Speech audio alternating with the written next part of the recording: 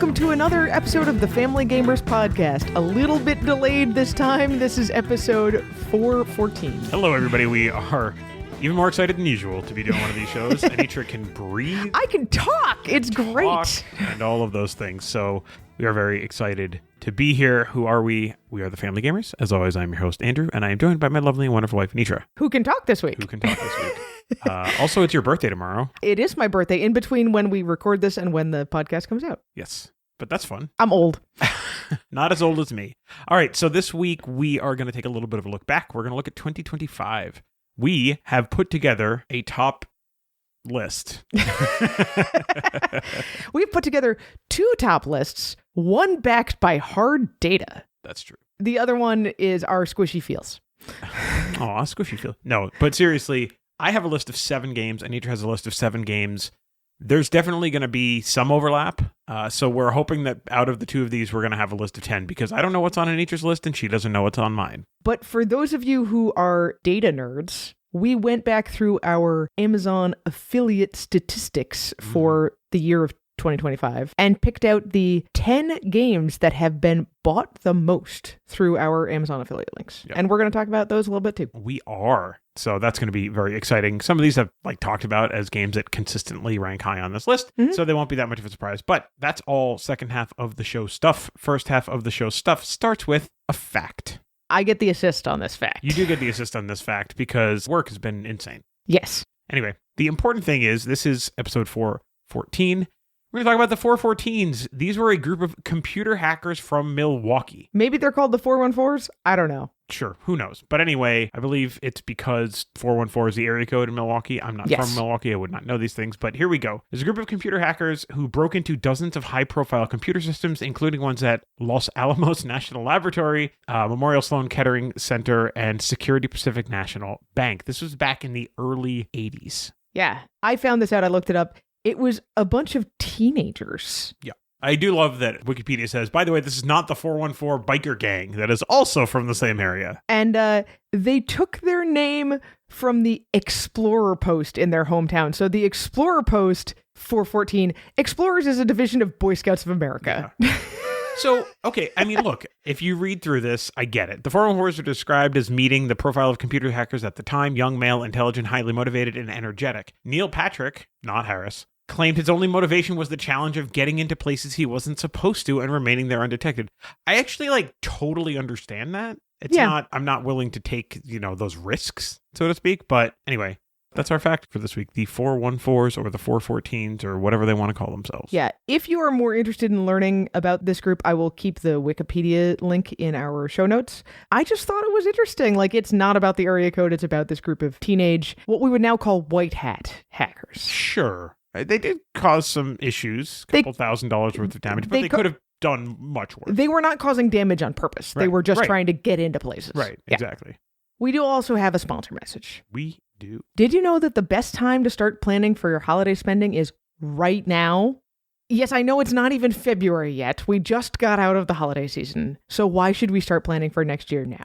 Well, because one common budget killer is, quote, one-time expenses that creep up on us even though we should know they're coming. An easy way to make sure that your bank account isn't crying next January is to look at how much you spent on holidays this past year, divide that by 12, and then start putting that money aside as part of your regular budget. As a bonus, when Christmas in July sales start popping up, you'll already have money set aside to buy some gifts.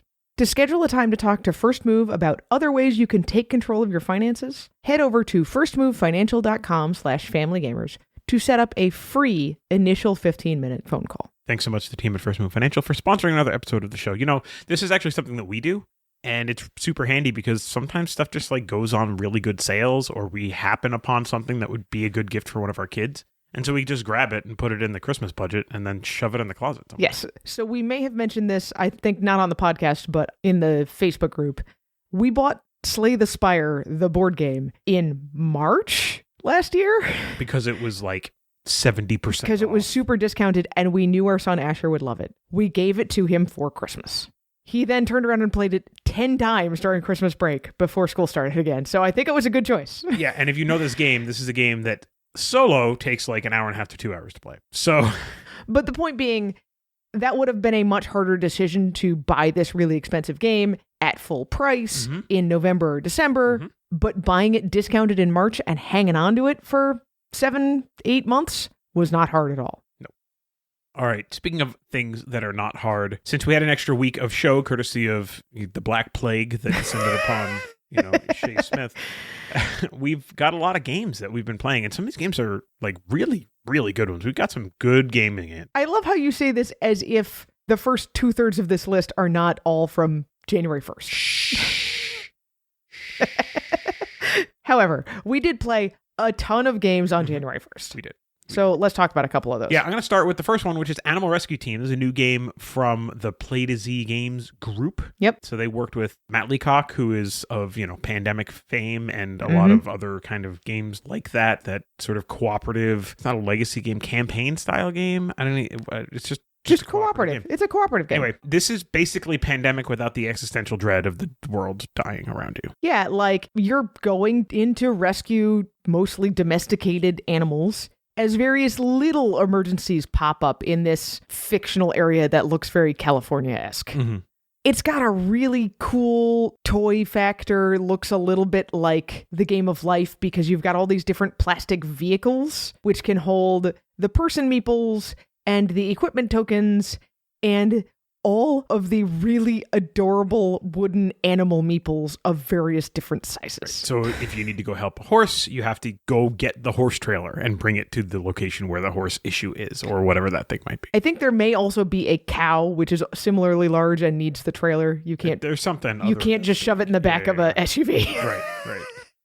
I almost, this game feels like you cross Pandemic with Endangered to me. Like mechanically Endangered is totally, totally different, but a lot of the same themes and like thrust of the game and the kind of the high level concepts feel like Endangered concepts, but mechanically the game is a lot more like Pandemic. Yeah, I think that's a fair way to talk about it. But again, there is not the existential dread of either Pandemic or Endangered. Right. This is not a whole species is going to die out. It's like, oh, we have to get this, one animal out of this emergency situation or small group of animals and bring them to a vet who will care for them and return them to their owners and blah, blah, blah. Like the stakes just feel a lot lower. Well, the stakes feel lower because it's a small geographic region. Right? That too. You don't get the sense that this is the entire world coming under the thrall of 4 different diseases. Yeah. So that part helps. Or an entire species getting wiped out as in endangered. Right. So yeah, it was really fun to play. We played it just you and me. Which was awesome. This is a really good 2-player game. This is a good point. We went from playing it on easy mode 2 players to playing it on medium mode 4 players. We very much won on 2 players and very much lost on 4 players. Yeah, medium was too hard to start with 4 players. Yeah, I mean, it's hard to say if, we only did it the one time with 4 players. It's hard to say if there was some unlucky rolls or whatever in there. I mean, there might have been, but yeah, overall, I would just say this is a really cool game. It's going to take some learning to dial in the difficulty level, but I think we fooled ourselves by being like, oh, we're experienced gamers, and the first time we played this was super easy. We can do harder than this. We could not do harder. I mean, 8 kids running around being loud and obnoxious and rambunctious didn't help either, but... I mean, sure, but it was mostly just the difficulty ramped up faster than we expected it to, and that's fine. Yeah. We also played 3 chapters. I really liked this game. Yeah. I was bad at this game, but I liked this game. Well, that's what I was telling you. Like, I sat down and played it at PAX Unplugged. At the Amigo booth, they were like, we can play an entire game in under 10 minutes. I was like, really? 3 chapters is like a trick-taking game, but not actually a trick-taking game. Each of the 3 chapters of the game works differently. The first chapter is drafting. It's closed hand drafting, just like a Sushi Go or something like that. You're taking a card and adding it to your permanent hand from the hand that's passed to you. The second chapter is playing tricks, and somebody does win the trick, but everybody keeps the cards that they played. Nobody is losing cards to anybody else. You get some points. You get in points. The form of tokens for winning the trick. Yes. You may also get points for special abilities on the card that you played into the trick, even if you're not the winner. Yep. And then the third chapter is doing any special abilities and scoring for all of the cards that are in your permanent hand. Some of these may depend on tokens you earned during the second chapter. Some are just straight up points, and some are synergies of multiple cards that you could have together in your hand. One of the interesting things about this game strategically, and we kind of talked about this after we played it, I think we played it We two or played it three twice. times in a row, was the fact that there are certain synergies that are better synergies for you to have in your hand, and there are certain synergies that are better for you when you're playing out a, quote, trick Yeah, to be looking be for looking on the for table. everything else, because chapter 2 of this game, you're relating your cards to other people's cards. Chapter Right. 3 of this game, you're relating your cards to your own cards. Yeah. And there are certain things where it's like get points for X number of Y symbols out or something like that. And it's not really a set collection game. So the get points for X number of Y thing almost feels like you should do that, at least to me, with all of your own stuff. So like, oh, you get an extra point for every heart. Okay, well, collect all the hearts you can. Except the reality is that depending on how many players you're playing with, and that's going to affect this decision as well, Yeah. it might be more advantageous to hope that other people are playing hearts when you play that card and not focus on gathering all of the hearts for yourself, because you're gathering those hearts to the exclusion of other potential things. point Yeah. getting things. And so in that second round, you're just getting no points because you've been focused on getting the stuff for this one card that's in your hand to score in the third round. And so there's a lot you have to balance here. I would also say this is one of the first closed hand drafting games I've seen where you really, really do want to pay attention to the cards that are going through your hand Yes. as the drafting goes on, because you're like, oh, hey, I'm hoping I see that card again when it comes back around. If I don't, I know that it's out there somewhere. And if I want to use that synergy, I need to be ready for somebody else to play that card, and hang on to that synergistic card with it until the right moment. Right. And so that means a couple things. First of all, going first is absolutely It stinks. terrible. The other thing that is key with this game reminds me a lot of Fantasy Realms. There's just all of this different cards synergizing in different ways. Yeah. Yep, absolutely. We also played Shadow Ninjas at 4 players. Yeah. So I will say, I think Shadow Ninjas was a much more interesting game at 4 players. It was also a lot harder for the ninjas because there were 3 of them and 1 set of guard dogs. And the 3 players who were the cat ninjas were both trying to interfere with each other and hoping that their real cat would slip below notice. So you were the dogs again, and I feel like this was probably a much easier game for you as the dogs than the previous game, which had been 2 players.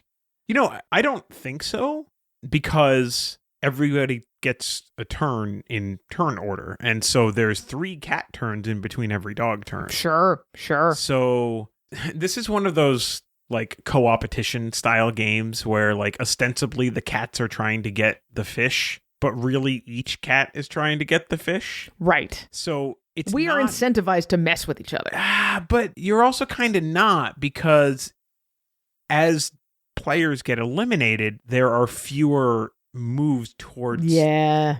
the cat stuff. So there was not a moment in that game where I was like overwhelmed with the number of shadow tokens that were coming at me. And maybe that's something you have to talk about like air quote internally, like you're not really on the same team. But the only way you're going to get through is by overwhelming the 2 dogs, because they have unlimited line of sight as long as they have line of sight. So you've got to get a bunch of stuff Up near. yeah, so that he just can't cover everything. There's a reason, I think, why one of the rules is you can't just freely look at the shadow tokens as the cats. Yeah. Because they're trying to put some kind of a memory element in there, or at least make it so you're not able to be careless about it. Right. But may I point out that as the cats, you only know, or normally can only know, where your cat is. You don't know where the other real cats are unless you take that turn instead of moving to look at a bunch of tokens. Yeah, but I think that's great, and I think that's fine, and I think that makes the whole process of it all a little bit more interesting. Yeah, but that's part of what happened with our game, is that I was actually a cat and I got eliminated very early because I was trying to be sneaky with my piece, and then somebody else was like, oh, yeah, sure, I'll move that piece up all the way over here. And then the dogs could see me, and then I was out. Yeah, I mean, I think there's unexpected emergent strategy in this kind of game where you really have to do weird things. Yeah. You know what I mean? Like, it's not the same kind of game as many other kinds of games because of that unintentionally shared Yeah. piece Yeah. component to it. So I think anything more than 2 players will probably have that element to it. At 2 players, it's very much just the I'm hiding, I don't want you to find me, and like trying very direct kind of strategy of how to move things around. Yeah. At anything more than that, when you have multiple cat ninjas, you are playing 2 sets of strategy. You're both trying to overwhelm the dog guards with, like you said, with shadows, but also trying to misdirect not only the dogs, but also your fellow players as to which cat is actually yours. Sure. So anyway, Shadow Ninjas is both simple and complex at higher player counts. Yeah, it's not complicated, but there's certainly a lot of different strategic layers to what you're doing when you get to higher player counts. More than I was expecting. Mm-hmm. I was expecting some. I got a lot more. Sure. We played some more Kabanga. That is always a hit amongst mixed groups. I believe we played Kabanga and then gave the copy of Kabanga to the people we were playing with and then opened a new copy of Kabanga. When we got home. Yes. We played some more Guildlands. I don't remember if we talked about this the last time we played it. We've talked about it a little bit. This was kind of labeled as like a Carcassonne killer. It certainly has a lot of interesting tile-laying mechanics and asymmetric player powers, I guess, because you are all asymmetric player scoring. Player everything. Player abilities, everything. Yeah. They're totally different. You're playing as different guilds. Really, really interesting game. I like a lot about this game. I think our biggest struggles, all things considered, were kind of around some of the graphic design decisions. Yeah, it is somewhat complex because of the asymmetry, and the graphic design does not do it any favors. I think that's a with fair way that. To put it. Yeah, I think the complexity of the asymmetry is not a problem. I think it's actually a good thing. It's fun, and it's very difficult to...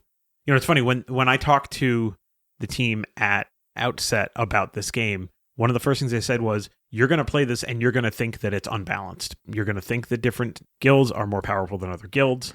They're not. Trust us. And that is absolutely what the people that we've been playing with have said. And I have bit my tongue on that just because I don't agree or disagree with them, really. We haven't played it enough to right. have I'm an willing opinion. to take what the team said at face value and let's see where it all comes out at the end. Yeah.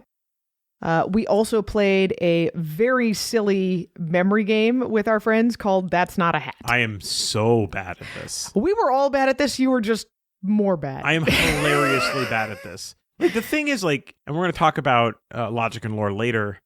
I'm not an idiot, but these kinds of games, just for some reason, my brain is just they don't work for your brain. Yeah. Your brain turns to mush. Yeah. Even like pure deduction, like Sherlock Holmes was a game I loved. Mm-hmm. And, those logic puzzle books from whatever company that was. Penny Press.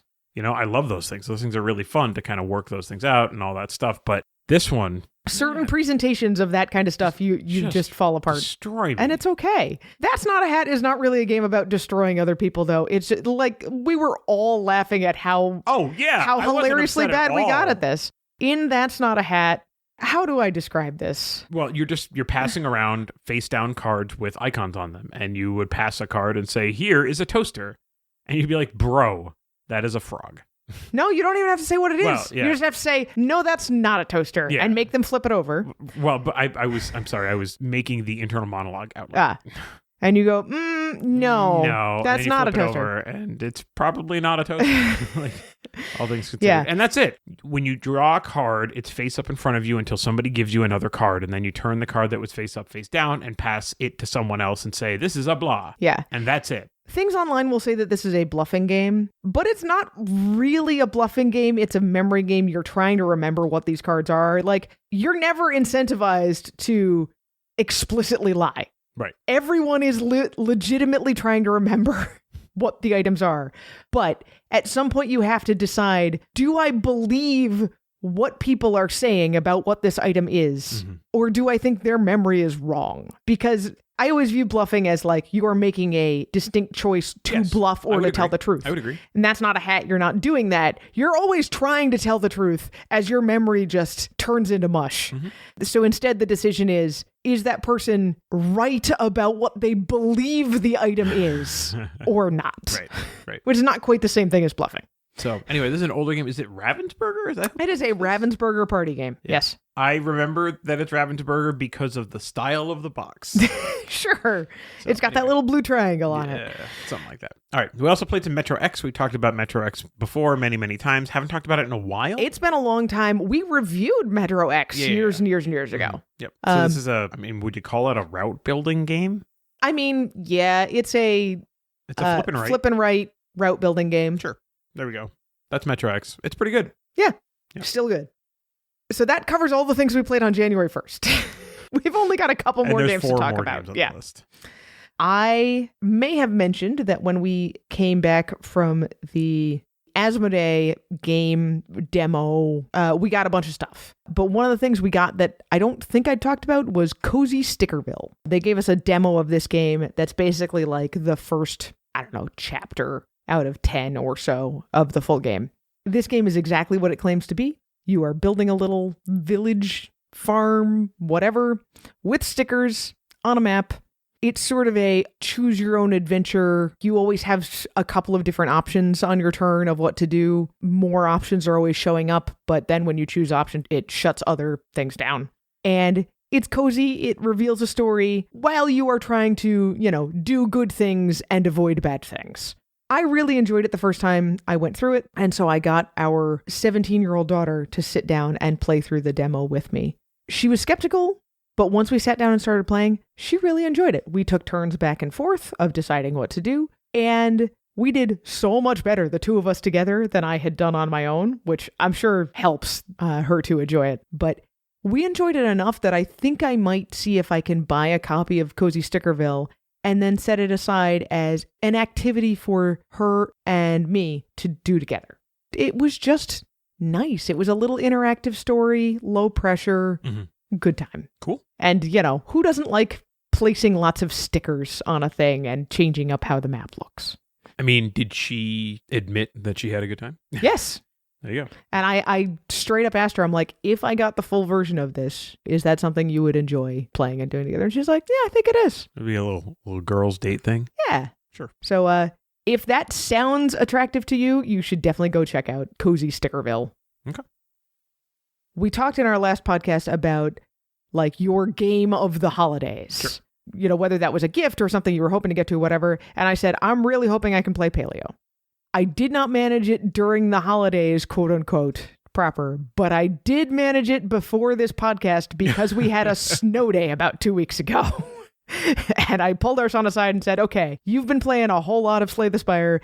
Please try this game with me one time. So we played one game of Paleo. We had a lot of fun with it. I think I will be able to talk him into playing it again. I think I might even be able to talk you into playing it. It was a lot of setup, but not a complicated game. I liked that. I actually wanted to play Paleo with you. I mean, it wasn't, so much that it was my game of the week or whatever. It was a snow day, and for someone who works remotely, I don't get snow days. So yeah, sorry. It's okay. However, where there's not snow days is Arizona. And we played a game this last week called Verdant, Arizona. Yeah, so I tried this solo first, and I was like, okay, I think this would be a good one to play you and me. Yeah.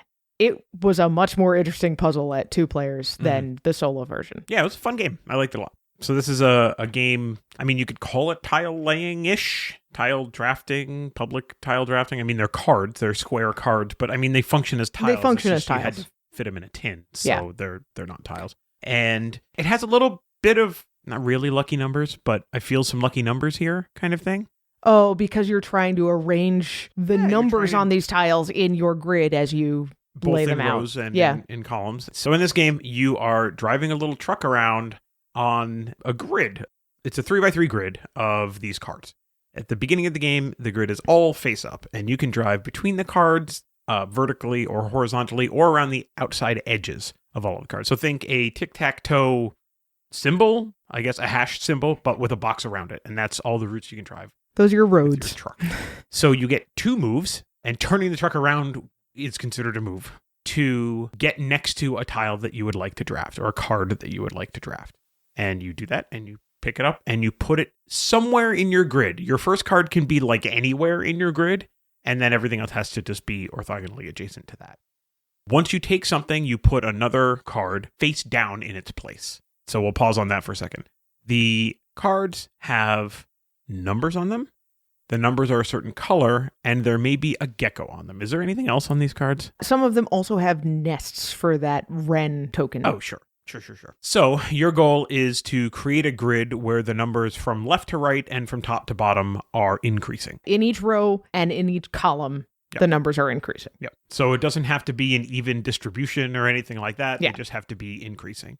You also get points if you can manage to make your quadrants the same color number. It's going to be a 4x4 grid, so if the 4 cards in any one corner are the same color, you'll get more points. Yeah. The geckos give you extra points in your rows and columns if they happen to be printed on cards, and these Ren tokens that Anitra mentioned, you can use them to rearrange cards or move extra with the truck. turns with your truck. When someone is pinned so that they can't use their 2 moves with the truck to get next to a face-up card, then you flip all the cards over and you keep going. Yeah. You can add those little Ren tokens to anything that was face-up in the grid but unreachable to incentivize it being taken in the future. Yep. But you're never allowed to like skip your turn and be like, I don't like any of these cards. You always have to take something if you can get to something. Yep. So we found that part of the strategy of this game is also positioning the truck to make your opponent take cards that would be bad for them or cards that would be bad for you, even if they're good for them. Right. Just to get them off the board. Yeah. So this is a really interesting one. I think of the Mint Tin games, I think I like this one the best so far. I've only played 2 out of the 4 that we have. I do think this one is a more interesting puzzle to work through, I think. I like the concept behind the other one we've played with the farmers and the fox and the chickens and the wheat, but it just doesn't feel quite as interesting in playing it through. I think it's interesting. I think the puzzle is so tight that it's really difficult to feel like you have room to breathe while playing it. Like the puzzle feels very constrained and restricting in the way that you play that game. Yeah.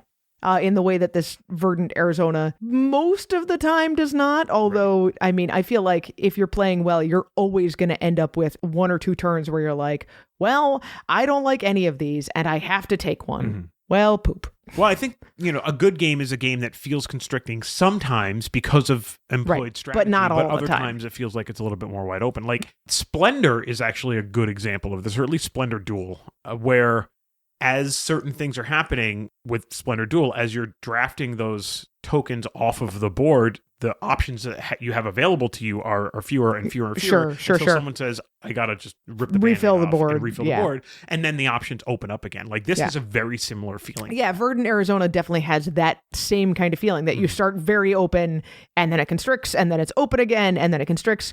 But each time the common area does that, your choices of where you can put stuff in your grid is getting smaller and smaller and smaller. I mean, it's not though, because you're growing this thing with orthogonal placement, right? So earlier in the game, your choices of where you can put things on your own board actually is growing. Sure. And then later it becomes smaller. Constricted. Yeah. But more important than that, the ebb and the flow of the availability of the common board is a result of strategy, not some random thing that's happening in the game.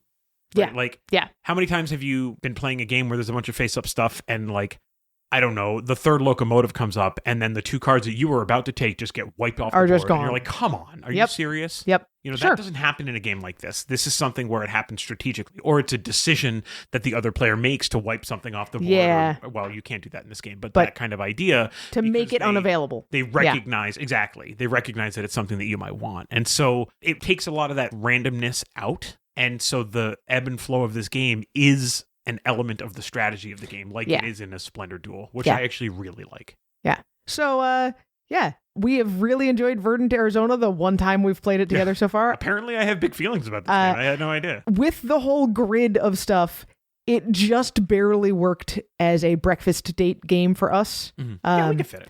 Well, we could fit it because we were about halfway through the game when our food came. We ate our food, we cleared the plates off the table, and then we had room to finish the game. I mean, we still played a little bit while we're eating, yes. Yeah, this is a motivation thing. If you try hard enough, you can make anything work. You can make this work, yes. It is not as small as you would expect from the Mint Tin, but it is not huge, I guess would be a good way to put it. So, yeah. So I think we'll definitely be playing that one again. All right. I mentioned this before. I said it was going to come up again. Here we go. Logic and lore. So this is really interesting. So we played this a few times and I already talked about it. And you beat me basically every time because you're a better logical deducer than I am. And then Asher played against you a bunch of times and he smushed you apparently every single time. I won the very first time when I showed him how to play. I think we've played 5 more times since then. Mm-hmm. I have managed to win once. And it was like by the skin of my teeth. Asher and I played 3 times the other night, and he won 2 and I won 1. Yeah. And then I said, do you want to play again? And he's like, nope, I won the best of 3. We're done. Because I was like starting to... Even though he had won twice before you won once. Correct. And then he was I think he could see that like I was starting like to piece things together, use tokens better, be a little bit wiser, And he's like, nope, we're done. Good night. Have a nice night, Dad. So anyway, Logic and Lore is a lot of fun. I know you have some small quibbles with the graphic design on this one. Mostly that, as happens with a lot of games, the 6 and the 9, it's not that they look similar, because the 6 and the 9 in this game actually look very different from each other. However, if you just looked at a 6 card or a 9 card, you would not immediately know which one it is, which is the bigger problem. Because you're never going to have a 6 and a 9 laid out next to each other and be like, oh, I'm not sure which one is which. You hold up a card, you're like, oh, wait, no, it's this. Or you do have the 6 and the 9 next to each other and you have to say which one is greater. And you're like, Right. So, I mean, it's annoying, but it's not a major issue, and it's a common issue for a lot of games, really, that have numbers. Yep. So, I'm not mad. The game is beautiful. The rest of the graphic design is a step or 2 above what I normally see from Weird Giraffe games. It feels good. It feels intuitive to me. So, that's my only quibble. Mm-hmm. So... We're talking about Logic and Lore and saying that we really like the graphic design. They're planning a deluxe edition release this year. Wow, nice. Already? Yeah. Yeah. So anyway, that is Logic and Lore. All right.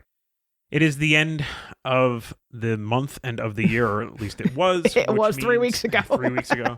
Yeah. Which means it is time for our monthly and yearly report. So we should start with the monthly report, Sure. right? I think we'll go through the monthly report a little bit quicker. The yearly report is really the interesting one here. Sure. So for me, my monthly report, I played 15 unique games, a total of 23 times, for an H index of 2. I obviously had a lot more free time in December than you did. I played 18 games, a total of 46 times. Yeah. What solo game did you play 1 billion times in each room? I did not. What? My H index is 4. I have 6 games. I have 6 games that I've played at least 2 times. That's good. So my most played game in December was Leaders. Okay. I played it 9 times. Yeah, you played that a lot with Asher. I played it 3 times. I also played Tag Team a whole lot, mostly with Asher, but a little bit with you. Yep. I did play Lands of Amazement, which is a solo game, 5 times. Yeah. And then I played Jungo 4 times, which is still kind of a lot. Jungo is my other game that I played 3 times. Yeah. So that's our very quick December. I played 17% of my games in restaurants, 83% of my games at home. 89% of my games at home. There you go. That's a lot of games at home. Mm-hmm. And about 2/3 of them were at 2 players. 78% of my games were played at 2 players. Yeah. So, I feel you. All right, let's talk about our year in review. So this is, I'm being positive. I have, let's see, I played 111 games, 299 unique times. Okay. I'm going to start with a disclaimer. I compared it to some previous years. My trend has been going down year over year over year. I am playing a little bit less every year, both less distinct plays and fewer unique games. Me as well, by the way. That makes me feel a little better. In 2025, I played 162 unique games for a total of 507 plays. My H index for the year is 10. Mine is 8. So, the one thing that I noticed when I went back and compared year over year is that over time, I have been doing a lot better job of getting more depth of plays, playing a smaller number of games more times, which I feel good about that. Sure. So I have 16 games that I have, quote, nickeled, which means that I've played them at least 5 times. And I have 4 games that I have, quote, dimed. Mhm. Would you like to guess what my 4 dimed games are, Anitra? Well, I can guarantee that one of them is Trio, Yep. because I almost quartered that game. that one I have played 32 times. Yeah, I almost quartered that. I had That was a 24 lot. plays of Trio. And I can guarantee that another one is My City, because also all true. of our plays of that were together. Yes.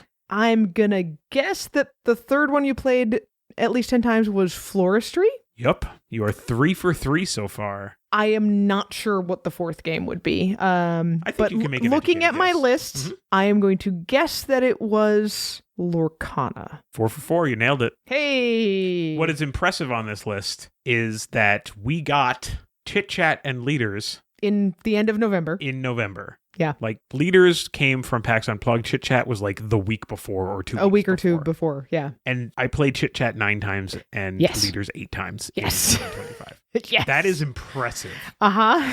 That is very impressive. Now, I would go so far as to say that probably those numbers will not be repeated in 2026, because part of the reason why we played those so intensely was to make sure that we could put out reviews for them. Yes. But they're both excellent games that I expect that we'll have plays of this year. Yes, I will say that Leaders hopped up to being my 4th most played game of the year, Mm-hmm. even though I pretty much only played it in the month of December. That's bananas. Bananas even. Yes. Mhm.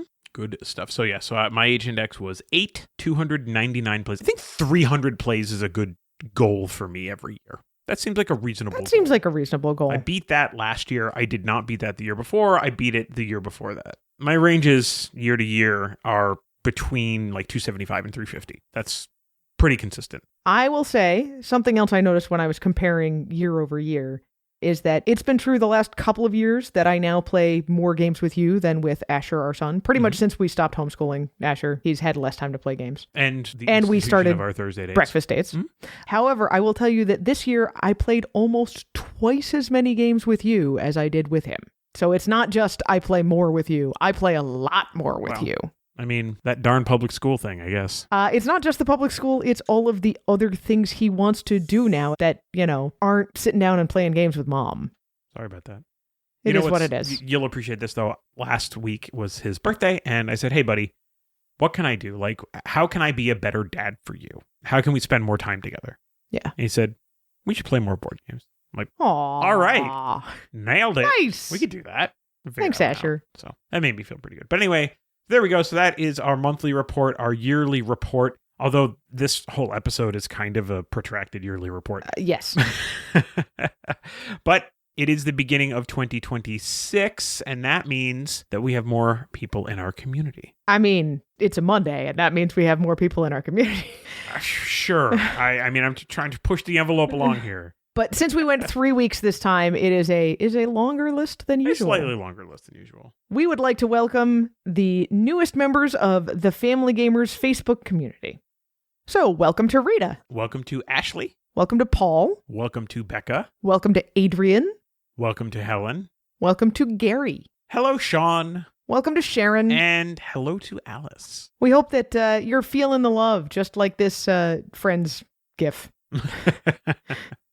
I'll be there for you, Anitra. You're always there for me. Aw, I was making a Friends reference. I know you were. Okay. All right. All right. Well, speaking of the community, we did ask a question last time, 3 weeks ago, which was the board game of the week. What was the board game highlight of your holiday week, basically? Right. And we got some answers both on Facebook in the Family Gamers community and also in our Discord. Yeah, these were some great Mhm. answers. I really liked them. So in the Discord, Bo Bondi says, I got Robo Rally 30th Anniversary Edition for Christmas. He says he's had the OG for years. It's one of his favorites. So he absolutely loved it. The big issues he had with the old game have all been addressed along with a bunch of improvements in the 30th Anniversary Edition. So he's just like, this was awesome. One of my all-time favorite games. Got the overhaul it deserved. I hope to play it a lot in the coming year. Love that. Daniel Rocky said he played Green Team Wins with the family over Christmas. This is very sweet. My father-in-law, who is struggling with advanced dementia, was sitting at the table with us. By the third question, he wanted to jump in, and he ended up totally killing it. He kept erasing his score, but he was definitely a contender. That's awesome. Yeah, I love That is a great story. Back in the Discord, Ken says, this was a tough choice because we played a ton of new games, but Magical Athlete probably takes the cake for the week. I have heard a lot of good things about that. His runners-up are Unmatched Adventures Teenage Mutant Ninja Turtles. We need to play that We badly. do. Fabled Fury, and Cascadia. Mike Belsole of Tabletop in fame, highly recommend, and also one of the creators of Smug Owls.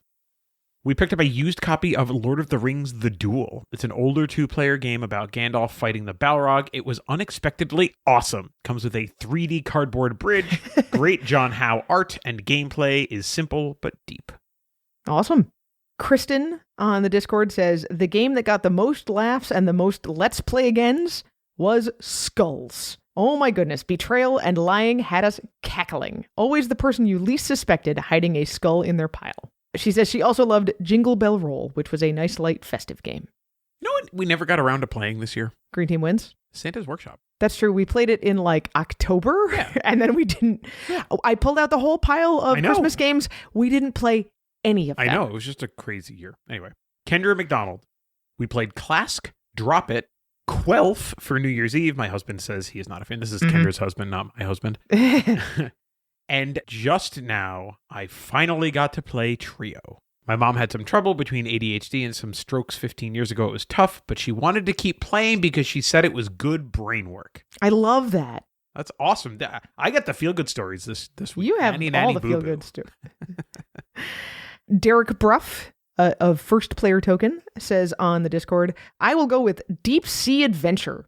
He says he picked up the expansion, which is just a single die. I didn't even know there was an expansion. The new die has a ×3 side. So every now and then, someone might get to move 9 spots, which can make for really dramatic turns. And then he says, plus, the 3-year-old played with us. He got the roll and move mechanic, and even made some good decisions about picking up treasures and returning to the boat. He's also been playing Flip 7 and Ink and Gold with us, so he's turning into a press your luck specialist. You know what? I remember that when our kids were in that 2, 3, 4-year-old range as well. Like, press your luck is a awesome genre of game for that age range because they're dealing with the same luck everybody else is. Like, and they might make terrible decisions or they might just keep rolling and cackling. That was our daughter. That was one of our sons as well, who would just like zombie dice until he busted, and it did not matter. He had an awesome time every time. Yep. All right. Rick White said, played Hues and Cues with both sides of the family, and it was a hit, even with the 4-year-old. Got a copy of Finca, which I've wanted for about 9 years, and immediately played it twice. Very cool. I love hearing about how families are bringing these little kids in with games too. That reminds us of what we used to do, and I love it. Peter on the Discord says, Flip 7 was unexpectedly good for a group. Let's Go to Japan has also been a lot of fun, but I can't remember if that was last year or this year. I feel that. I feel that. I got you, fam. Really hard. You talk about the importance of bringing in family. Mark Spector said, I played 1911 Amundsen versus Scott, and it was terrible. Barely a game. But I played with my daughter, who was a good sport, and learned it with me as we played. And so it was priceless. Aww. Mm-hmm. Love it. I have played a few of those terrible barely a game games. And the most memorable was one where all of us decided like 2 turns in that this was a terrible game and we were just going to ham it up and do the worst possible things and enjoy ourselves. Was it that s'mores game? No, it was a Batman game. Oh, I do remember that. Yeah. No, it was a DC Heroes. Oh, sorry, a DC Heroes game. Do you remember that? That was...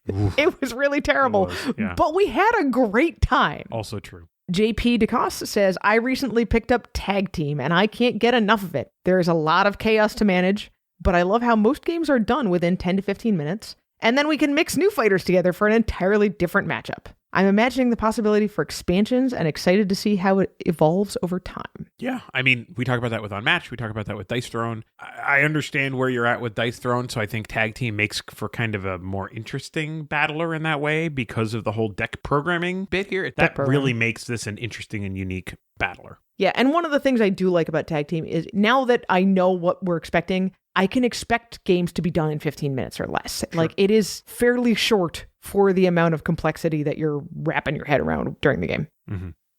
All right. Courtney White says, we've been playing the first Lord of the Rings trick-taking game, which we bought and have not yet played, the Fellowship of the Ring trick-taking game. And it's great. We also tried out Vantage and finished our Ticket to Ride Legacy campaign.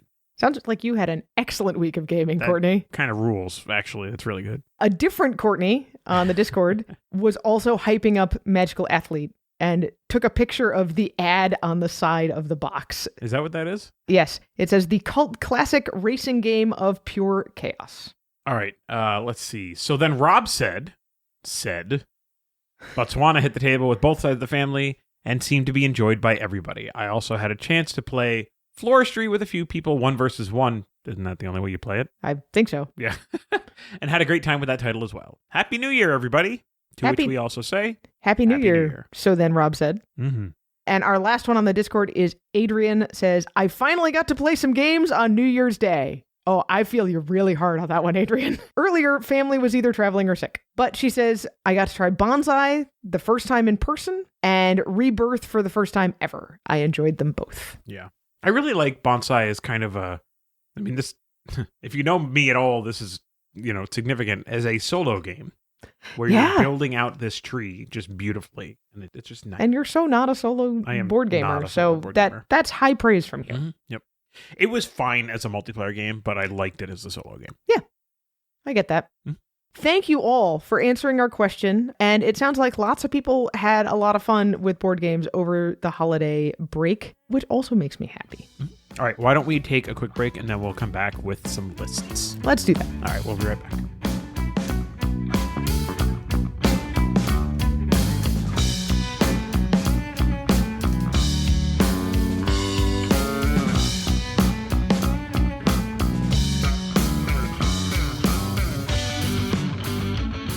All right, and we're back. So we are going to kick this off with our top 10 on Amazon. So basically what we're saying here is all of you need to be publicly pressured by the people that are buying stuff using our Amazon links and turn around and buy these games.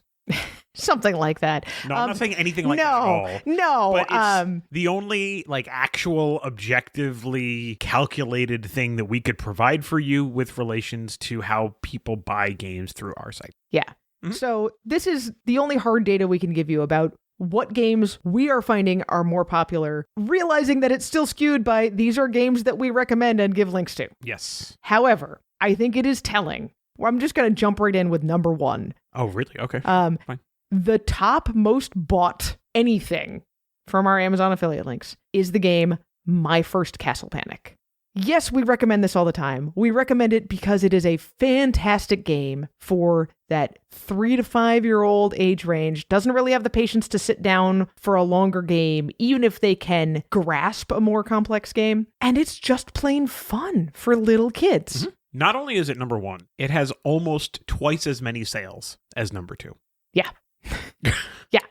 All right, let's jump all the way to the bottom. This is the top 10 list. So number 10 on this list is the game Sushi Go. Technically 10 and 9 are tied, but yes. Sushi Go, we recommend it often along with some of its spin-offs. It is the pick and pass drafting game, right? I mean, at this point, it's commoditized to being a game that hangs on a hook at Target, right? Yeah. It's easy to get into. The straight up regular Sushi Go is cheap, and it is relatively easy to teach.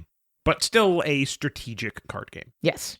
Unlike the other one that it is tied with, which is Happy Salmon. So we have never reviewed Happy Salmon, but we did years and years and years ago review Funky Chicken, which was kind of a spin-off, same idea, but different motions. Happy Salmon is a game that gets people up and moving in a super friendly way.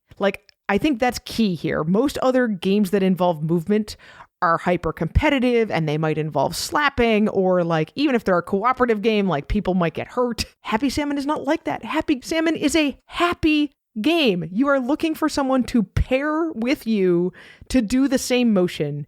It's always some kind of motion that you're supposed to do together, like the Happy Salmon is hitting hands together. Yeah, but there's a fist bump or a high five or whatever. Yep.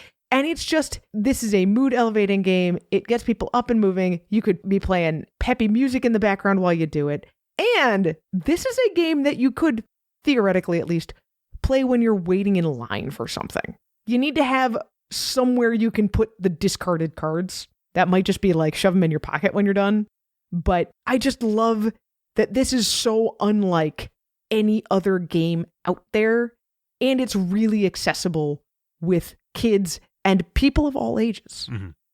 All right, next on the list, this is number 8, Zombie Kids Evolution. So I think this game for me holds a special place because this is the first game where all three of our kids just absolutely dove into it and played the pants off of this. This was a Christmas gift that was almost used up by New Year's. Not quite.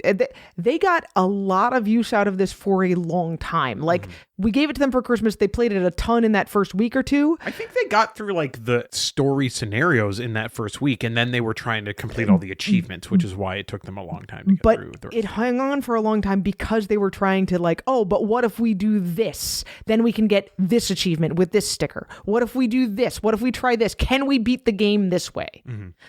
Having a game that starts off pretty simple like this, then has that campaign component, and then also has a legacy component with achievements was really, really powerful. I think this is a super great game for sort of that 8 to 12 age range. Agree. Yeah, I think our oldest was a little bit older than that age range. I don't remember 12 exactly. or 13, somewhere in there. Probably like 13, 14 at that point, which would have made the youngest 6. But that's enough for them all to play.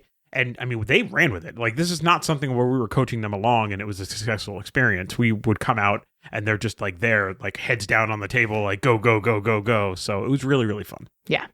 Number 7 on the list is Dragomino. This is one of those, I looked at King Domino. I was like, I can play King Domino with a 3 or 4-year-old. Why do we need a My First King Domino? Mm-hmm. Which is what Dragomino is.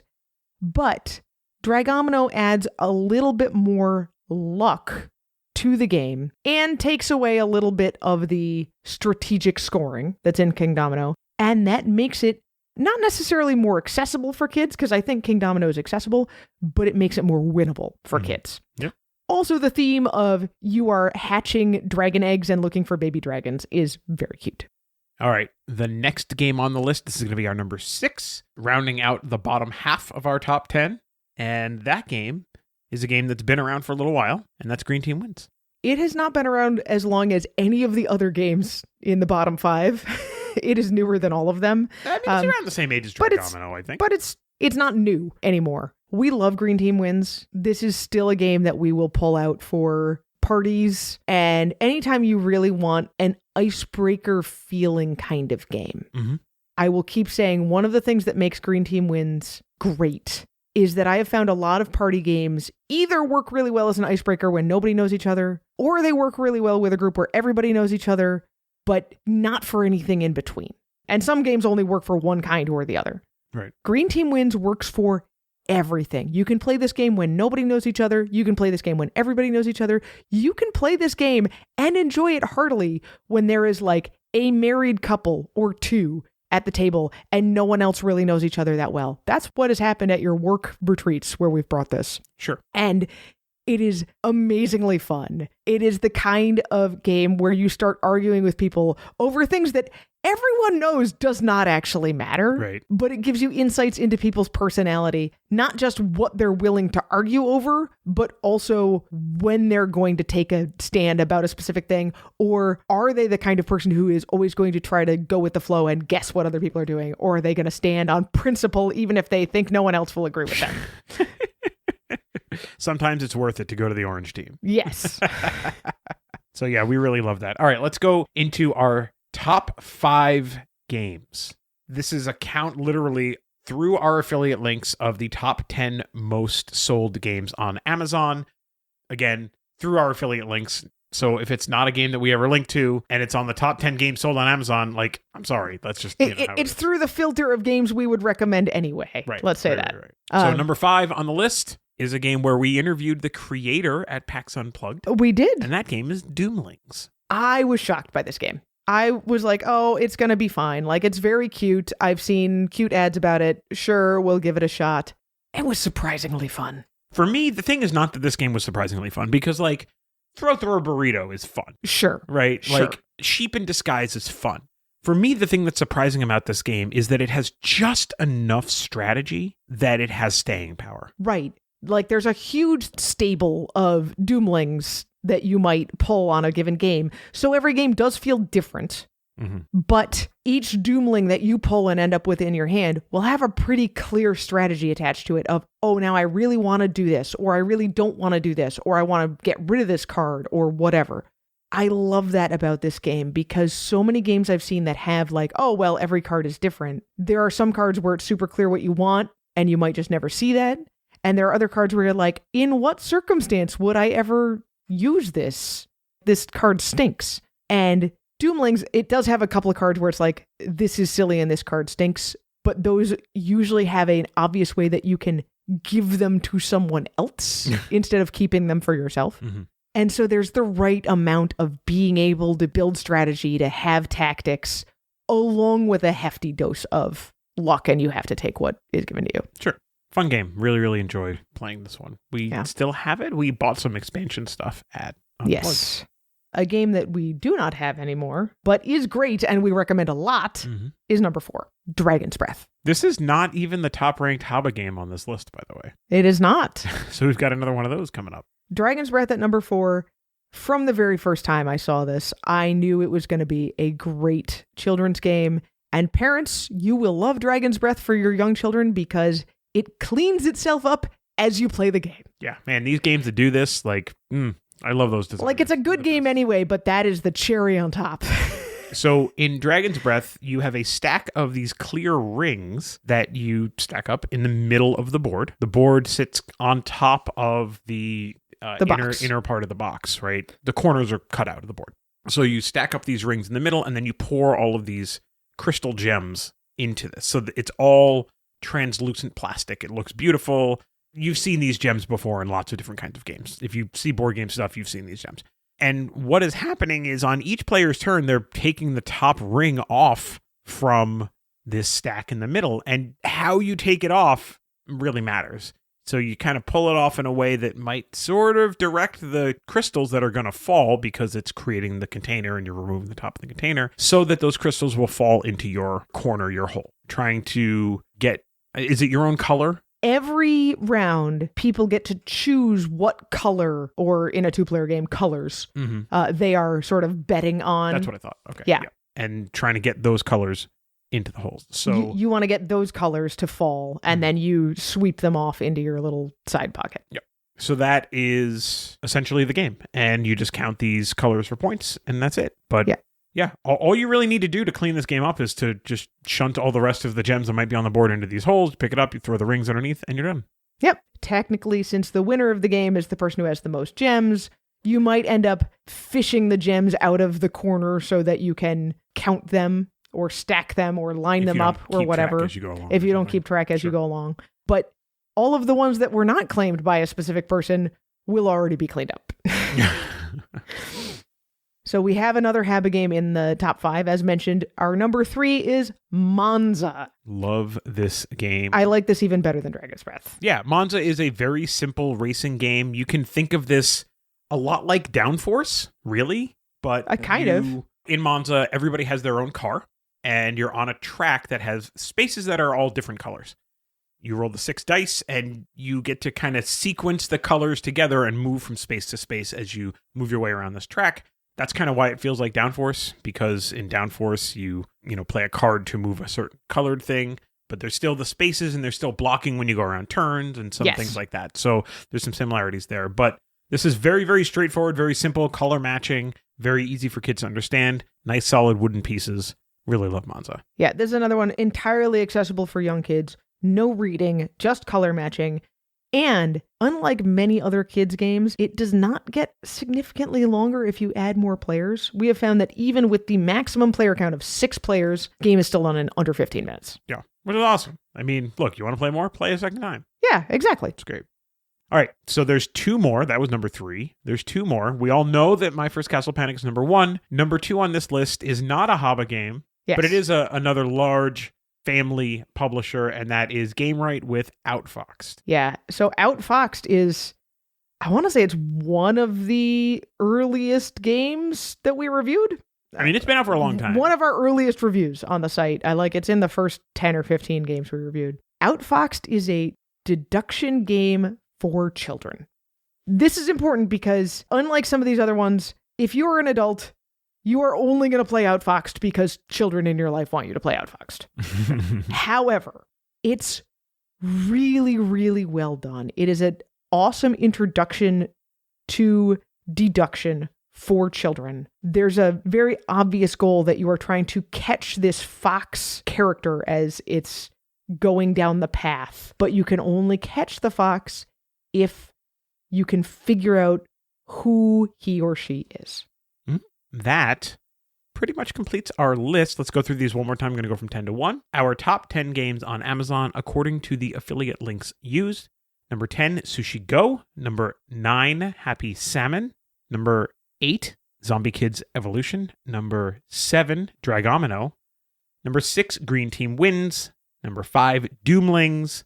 Number 4, Dragon's Breath. Number 3, Monza. Number 2, Outfoxed. And of course, number 1, My First Castle Panic. So yeah, we recommend those games a lot, but usually not all of them together. So well, there you go. I mean, the interesting thing about this is that these are games we recommend, but our opinion on the weighting of them, as far as like which games we like the best or whatever, that's not at all in here. This is literally hard numbers. Yep. So thanks to everybody who used an affiliate link. They mean something to us. We appreciate it. It does help defray the expenses of running the Family Gamers. All right. So we're going to try to quickly go through my top games of 2025, your top games of 2025. Sure. And see where we overlap? Yeah, I think that's fair. Okay. So I'm going to get us started. I'm going to give you my 7th game on my list. So I have a list of 7. You have a list of 7. I also have a list of We're going 7. to combine them together and hopefully end up with a list of 10. Okay. That implies that there's only an overlap of 2. We'll see how this goes. We'll see. All right. My number 7 game that I played for the first time in 2025, not a 2025 game, okay, is Paint the Roses. Oh, that one did not make my list. I'm sure it didn't make your list.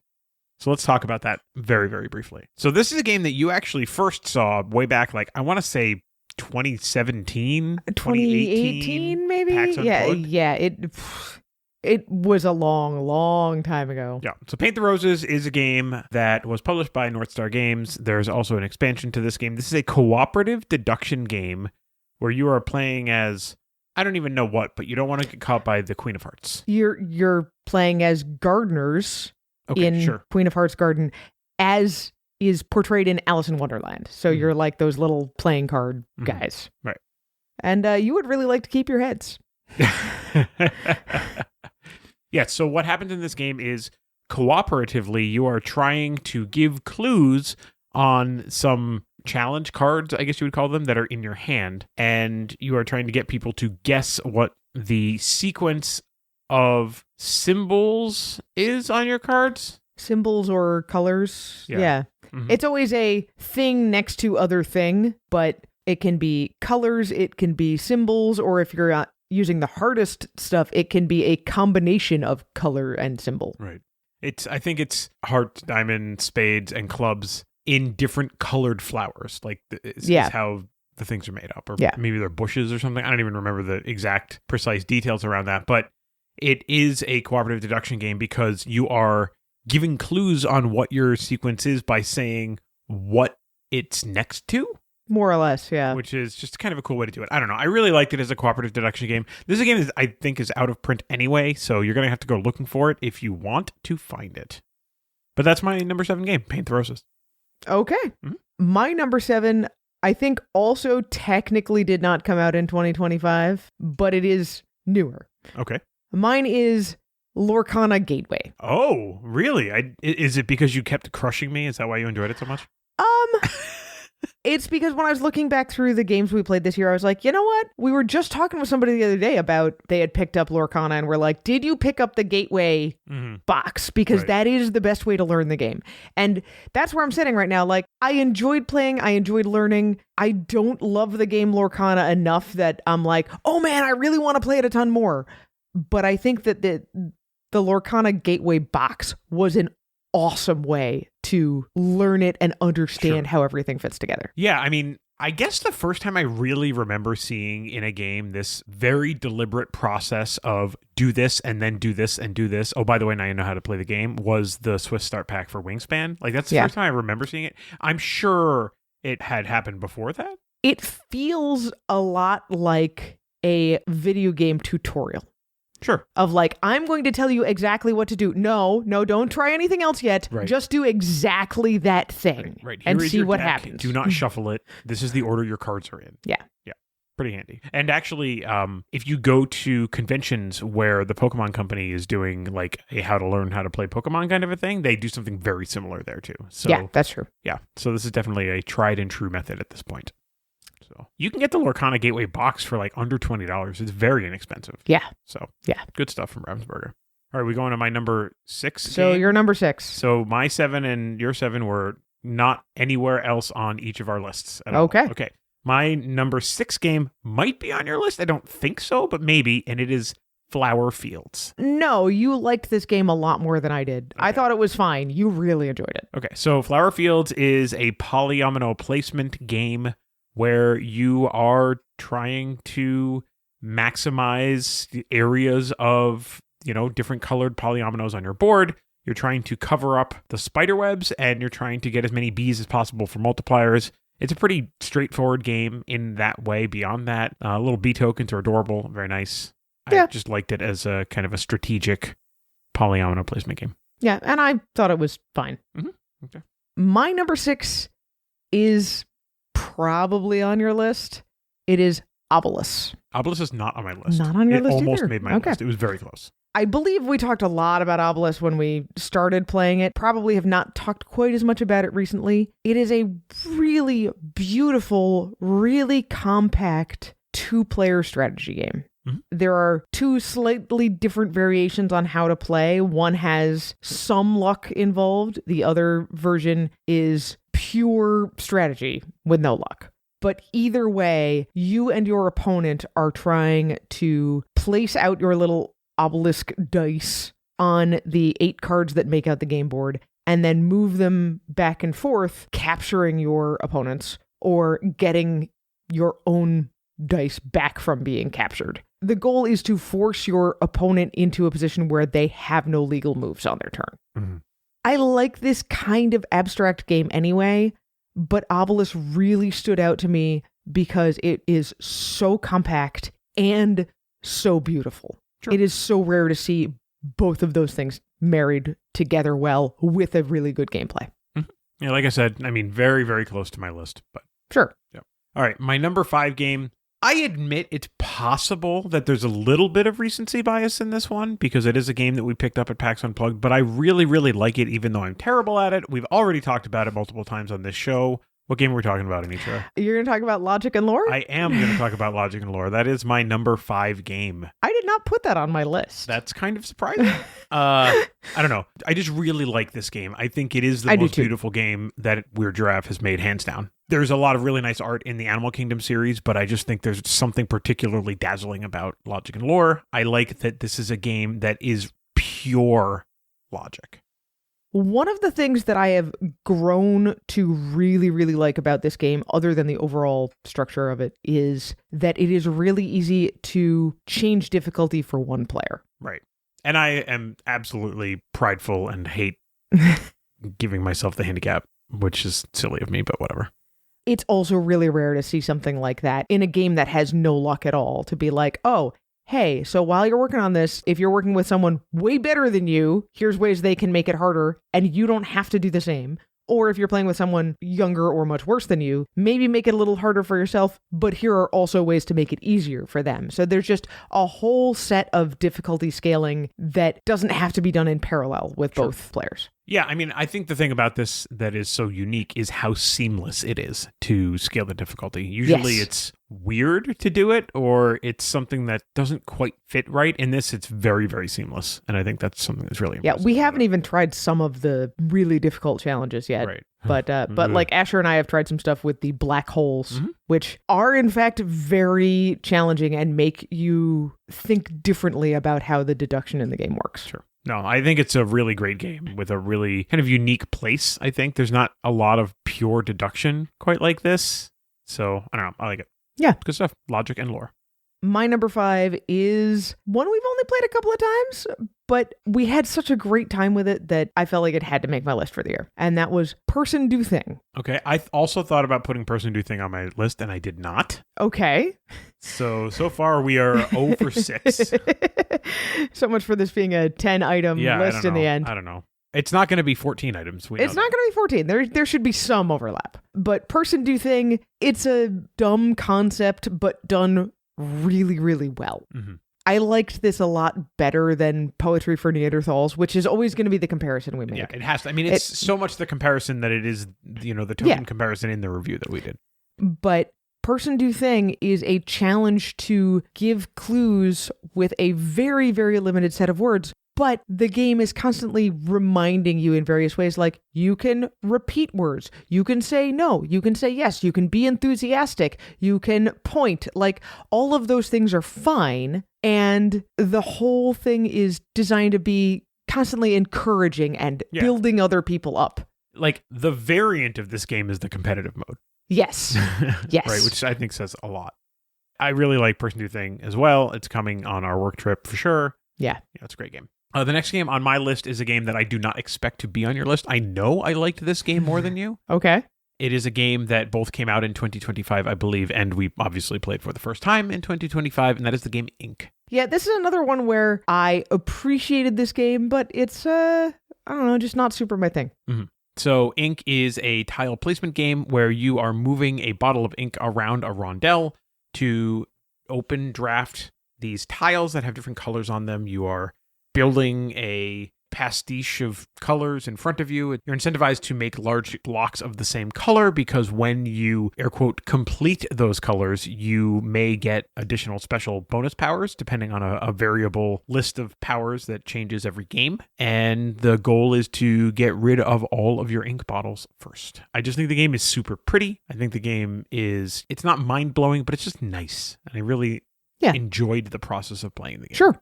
So I put it on my list at number 4. Okay.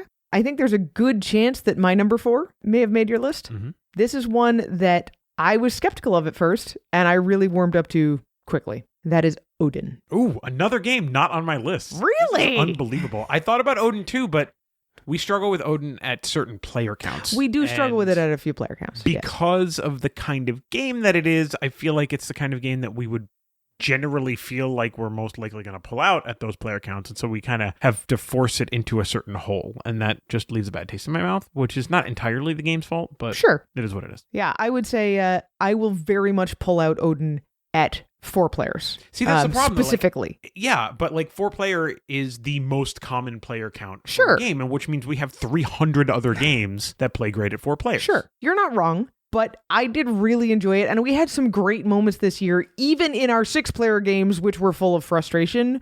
We had some great moments in playing Odin, and just like, I can't believe you blocked me again! Right. And then the next turn, the person is like, finally! And they lay down like a 6-digit number. Yeah, I found it was really intuitive for me in the way that the game worked, which is part of why, for example, Odin made my list and Django did not. Sure. So... Okay. Yeah. All right. Well, we have each gone through 4, and we have no similarities. No which overlaps is pretty yet. interesting. I don't think any of the games that either one of us have said the other one has hated. Yeah. Like, I think the closest for me was Lorcana, which I didn't hate. I was just kind of like nonplussed about it, and also I'm terrified of the prospect of getting into another CCG. So right. Whatever. Well, and Flower Fields for me, like I would be happy to play Ink. Flower Fields just it kind of fell flat for me. So Okay, so I've got 3 more. Yeah. One of them I am certain is on your list. Sure. Another one I feel like should probably be on your list, and I don't know about the third one. Okay. It's not on your Well, list. lay number 3 on me. So number 3 is a 2-player only game that we played a lot. Okay. We played it at breakfast dates a bunch of times. We will continue to play Duel for Cardia. Sure. I did not put it on my list. Are you kidding me? I did not. Are you for real? Part of this is I was looking for a little bit of balance, and I didn't want my entire list to be 2-player games. And as much as I have enjoyed let me move out from behind the microphone. As much as I have enjoyed it, Duel for Cardia is not in my top 3 2-player games of the year. Wow. Okay. Duel for Cardia is a 10-round lane battler, basically. 10-ish. 10, like, yeah. You're trying as to win few 5. as 5, as many as the 16 cards in the deck, but it's usually around less. 10. You're trying to win 5 of these nobility tokens or whatever they are. I don't know. It's great. Yeah. Go check out our review at thefandomgamers.com. I love that there was a lot to explore in that game. Tons. For a very small, very fast game, there was a ton to explore. Tons. My number 3 is the other party game that I put on the list, and that is Chit Chat.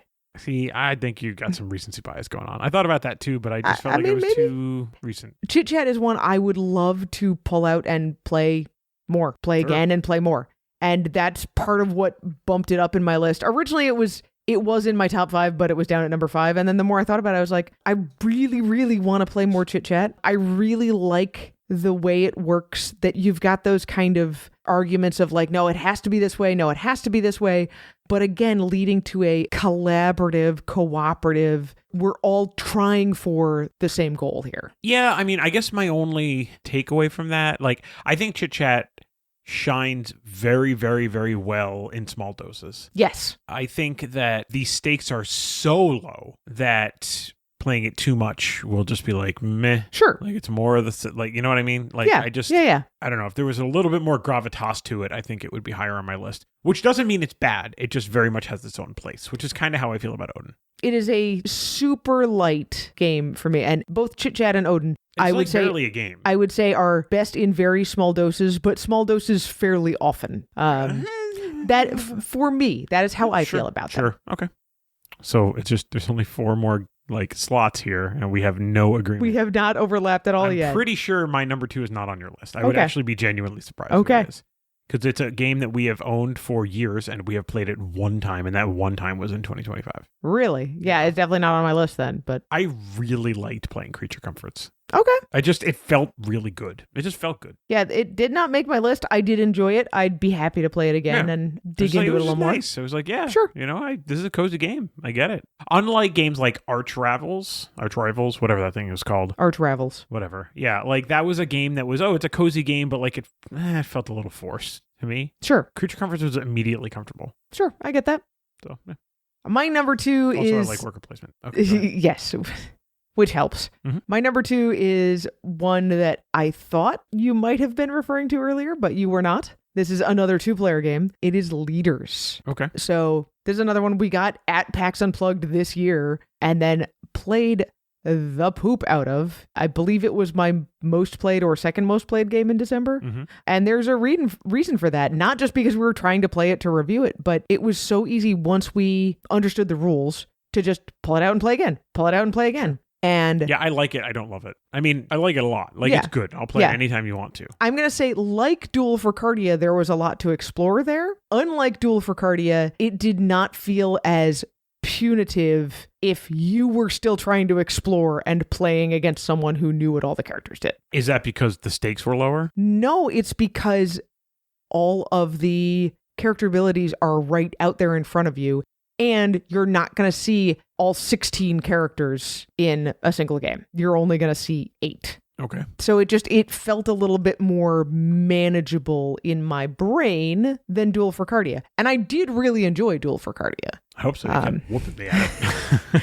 But Leaders has a different kind of space to it because you are physically moving pawns around on a board, and it has that asymmetry of every single pawn is going to have something slightly different it can do. Mm-hmm. But much like Onitama, it keeps that very manageable of just like, yes, there's a lot of things you can do here, but at any one moment in time, there's actually only a few things you can do. Sure. So I really, really liked it.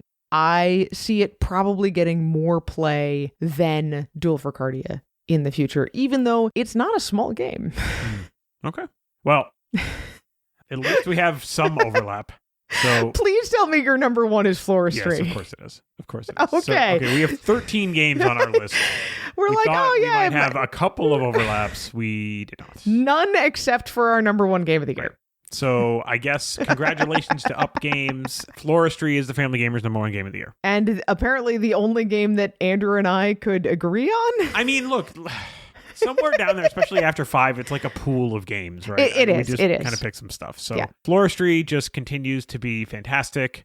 I think the phrase that I keep coming back to, because you really liked it for some reason, was it's the Aldi of board games. Yeah, it knows exactly what it wants to do, and it does all of the things involved with that well and throws out everything else. Don't need anything else. Yep.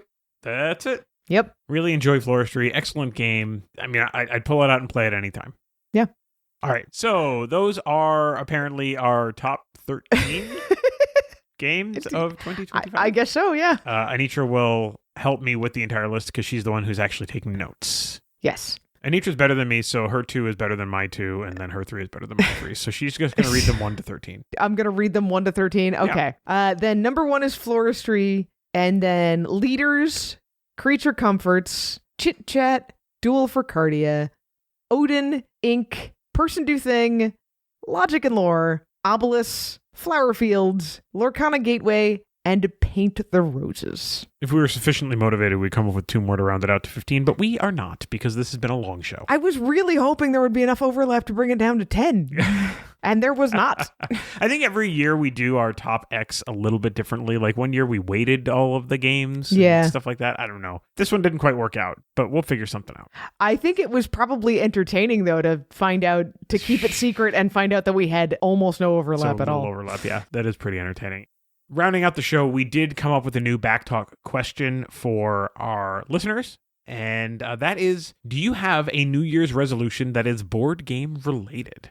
I saw some statistic that said that most people have given up on their New Year's resolution by the 9th of January, which is just about the most depressing thing ever. I believe January 17th is officially give up on your New Year's resolutions day. That's depressing. It is also after the 17th right now. So hopefully you have not yet given up on the New Year's resolution that you are about to tell us about on Discord in the Family Tabletop Discord community, or in the Family Gamers community on Facebook by going to thefamilygamers.com/community or searching for the Family Gamers community on Facebook. Yeah, so do you have a New Year's resolution? Is it a challenge like a 10 by 10 or a alphabet challenge? You're going to play a game for every letter of the alphabet.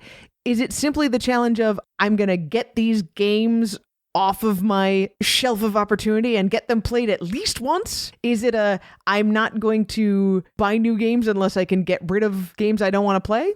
I don't know. All of these are good New Year's resolutions, I think. Yep, I like those. Maybe ours is we're going to play all of the games that are on our shelf of opportunity. Do you really think that's going to happen this year? No. Then it's New not Year's worth resolutions are made to be broken.